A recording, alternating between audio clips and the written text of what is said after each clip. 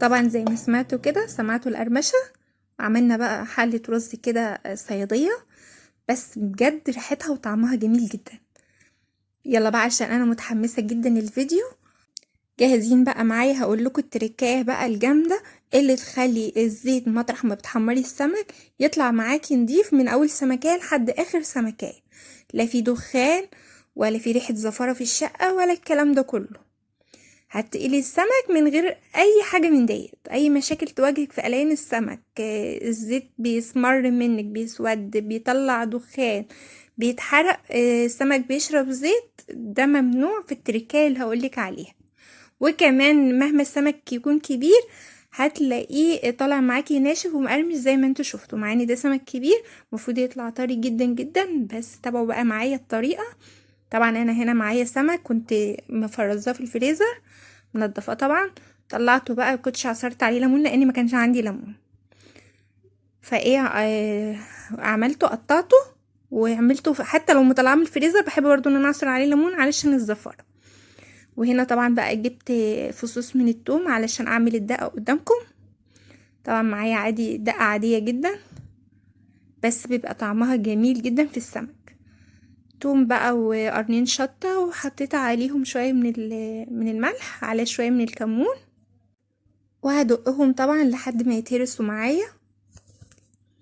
هنا كده جهزت معايا. هناخد بقى إيه كميه كده من الدقه، انا عايزه ايه الكميه الباقيه هقول لكم هنحتاجها في ايه. طبعا عصرت عليها نص من الليمونه، وعصرت بقى الباقي على السمك كده علشان ريحه الزفاره ما يكونش في ريحه زفاره نهائي.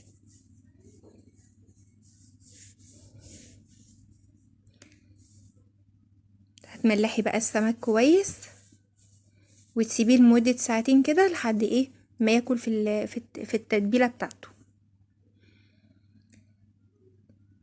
عشان لحمه كده يبقى متبل كويس.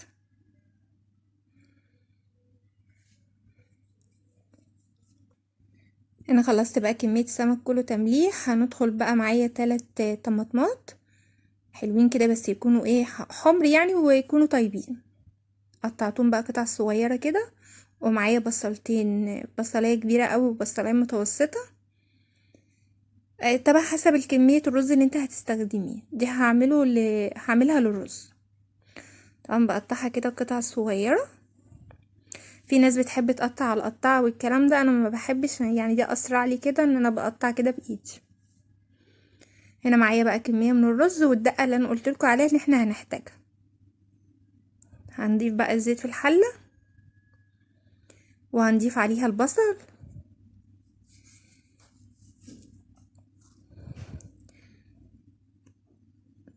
وهفضل اقلب بقى في البصلة كده لحد ما تاخد اللون اللي انا عايزاه اللي انتوا هتشوفوه دلوقتي. دي بقى اللي هتخلي الرز يبقى احمر. مش عايزة طبعا البصلة تكون حرقينها او كده، لا، تكون اللون ده اللون الذهبي الغامق. وبعدين ضفت عليها بقى حتة من الدقة، دي بقى تركاية جامدة بتخلي طعم الرز كده يروح في حتة تانية. وهنضيف بقى عليهم شوية من الفلفل، ده اختياري، عايزين تضيفوا فلفل ضيفوا، بس ده الطريقة اللي انا بعملها دي بتخلي طعم الرز جميل جدا. جربوا الطريقة ديت وانت هتحبوا تاكلوا رز كده حاف كده من غير اي حاجة. هنغطيها بقى شوية لحد ما رحت غسلت الرز، عشان تكون الطماطم كده بس اهم حاجة تهديلها النار. يعني في الوقت ده لما تغطيها كده وفيها الطماطم تهديلها النار عشان الطماطم تتسبك كده وتطرى. طبعا يا دوبك غسلت الرز ورجعت لها يعني، وقعدت اتك فيها كده وضفت عليها الرز. قلبت بقى الرز كده فيها كويس. بعد عليت النار وانا بقلب في الرز كده علشان الرز يطلع معاكي مفلفل. لازم الطريقه دي، يعني ما تكبيش ميه على طول، لا، تقلبي كده الاول الرز في الخلطه دي علشان يطلع مفلفل معاكي. وطبعا بتعملي مقدار الرز قد مقدار الميه، يعني الحاجه اللي انت بتغسلي فيها الرز بتحطي فيها الميه، تشوفي انت حطيتي الرز قد ايه بتحطي فيها الميه قد الرز. انا بعمل بقى طبق السلطه. بصوا بقى طريقتي، هنا جبت السكينة دي عشان السكينة التانية بكده ما تبقاش شكلها وحش في التصوير، مع ان التانية بعتمد عليها في كل حاجة، سبحان الله. يعني جبت سكاكين كتيرة، دي بحبها قوي في ان انا اعمل بيها كل حاجة. هي حامية كمان معايا، فبتقطع الطماطم بسرعة. بصوا الطريقة دي زي ما نكون مقطعها على قطعة بالظبط. انا بقى استخدمت جزراية كده مع السلطة. انتي عندك بقى خيار، خضرة ممكن تستخدميها في السلطة. دي طبعا الحاجات اللي كانت متوفرة عندي وانا بصور، فقلت اعمل ايه طبق سلطة كده حلو. وساعات باخد الراس كده بتاعة الخاصية دي، بتخلي السلطة طعمها جميل. ضفت عليها بقى شوية من الفلفل وشوية من الكمون على حتة من الدقة كده، وبقلب بقى السلطة كده، بيبقى احلى طبق سلطة ممكن تاكليه في حياتك. انا طبعا الرز بدأ شرب ميته وسبته شوية يعني كده على النار، وبدأت بقى ان انا اقلب شوية البصل اللي كانوا على الوش دول، وهديت عليه النار بقى علشان يستوي. هنا بقى دي التركه اللي بقولكم عليها، اللي بتخلي الزيت ما يبقاش محروق كده منك وانتي بتحمري السمك، وتجزي من اول سمكه لحد اخر سمكه الزيت نضيف. وانت هتشوفوا معايا في اخر الفيديو. طبعا انا بحط هنا الميه بالتدريج كده على الدقيق علشان ما يسحش مني بسرعه ويتملي ميه، يبقى خفيف. انا عايزاه لا خفيف ولا تقيل. هنا ضفت عليه بقى شويه كمون وشويه ملح، وضفت عليه شويه ميه برضه اهوت.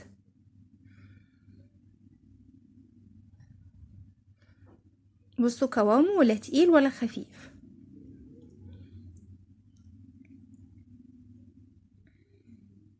هننزل بقى بالسمك كده. ده الكفر بقى بتاع السمك، بدل ما تستخدمي دقيق كده هو ناشف، ده اللي بيحرق ليه، بيتحرق في الزيت.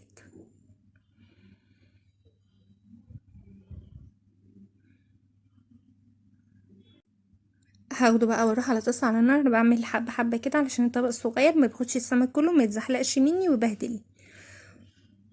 فتبل شويه وارجع احمر، تبل شويه وارجع احمر. بدأ يتحمر بقى كده، هنقلبه. بصوا شايفين الزيت نضيف جدا الزيت. هتلاقوه برضو في اخر الفيديو الزيت نضيف جدا.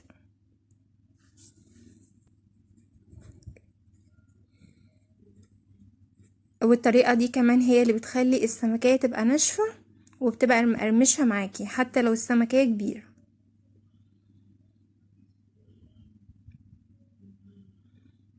وشايفين مفيش دخان نهائي، يعني هتلاقوا حتى في اخر السمك هحمر بعديه كمان الشطة، يعني مطرح الزيت كده مطرح السمك حمرتي فيه الشطة، بتبقى طعمها جميل جدا مطرح السمك. هنا بقى هنزل ببقية كمية السمك.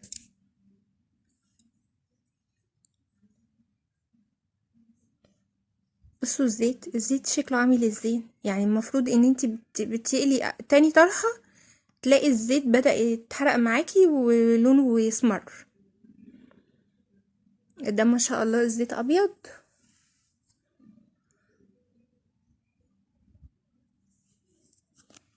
بصوا الزيت، ومفيش دخانة نهائي. دي تالت طرحة بحطها.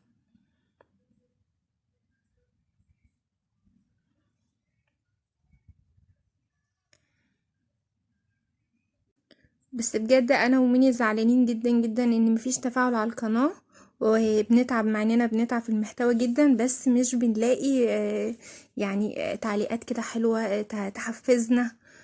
بنحس باحباط الصراحة. فاتمنى منكم ان انتوا تعملوا لايك للفيديو عشان ده بيحسن من جودة الفيديو وبيخلي القناة ترفع لفوق، واشتراك للقناة مش هتخسروا حاجة يعني لو عملتوا اشتراك. ويبقى جزاكم الله كل خير. وما تنسوش بقى تدعوا لإيمي، ربنا يقومها بالسلامة على خير يا رب، لان هي تعبانة جدا والله. شايفين بقى ده اللي انا قصدي عليه، شايفين الزيت عامل ازاي؟ يعني انتوا بذمتكم لما بتحمروا السمك بيبقى الزيت طالع بالطريقة ديت؟ مستحيل طبعا. هنا بقى شوفوا حمرت الشطة مكان الايه السمك. شايفين الجمال؟ شايفين الشطة طالعة منورة ازاي؟ هنا بقى حطيت عليها شوية من الملح على شوية من الكمون. وبكده بقى الطبق كده خلص بتاع الشطة، وطبق السلطة اهوت. وادي طبق السمك، وبقيت السمك الطبق التاني. وهنا بقى حلة الرز بتاعتنا الجميلة بقى، اللي هي ريحة وطعمها مش عايزة اقولكم بتجيب اخر الشارع. لو عجبكم الفيديو متنسوش لايك وشير وتفعلوا زر الجرس عشان يوصلكوا كل جديد. اشوفكم على خير الفيديو جاي. باي.